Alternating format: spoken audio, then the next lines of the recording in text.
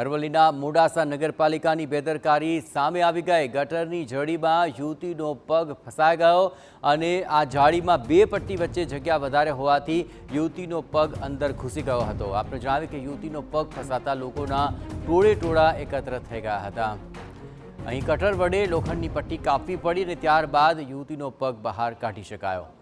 મોડાસામાં અવારનવાર ગટરના ઢાંકણા તૂટવાની કે દબાઈ જવાના બનાવો સામે આવતા જ રહે છે।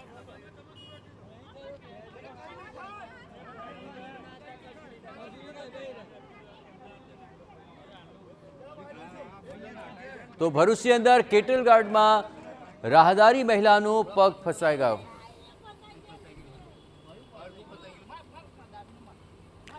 અને ભરૂચની આ ઘટનામાં કોર્ટ કચેરીના ગેટ પર આ ઘટના ઘટી હોવાની વિગતો મળી છે। મહિલાનો પગ બહાર કાઢવા માટે ફાયર બ્રિગેડની મદદ લેવી પડી હતી।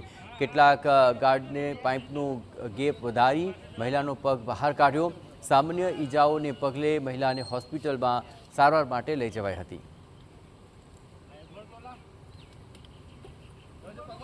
તો આવી બે પ્રકારની ઘટના સામે આવી અને આ મહિલાનો અહીં ઝાડની અંદર પગ ફસાઈ ગયો અને પગને બહાર કાઢવા માટે આખરે ભારે જહેમત ઉઠાવવી પડી અને ત્યારબાદ ફાયર બ્રિગેડની મદદથી તેમનો પગ સુરક્ષિત રીતે બહાર કાઢવામાં આવ્યો, પરંતુ તેમને સામાન્ય ઈજાઓ પણ પહોંચી હતી।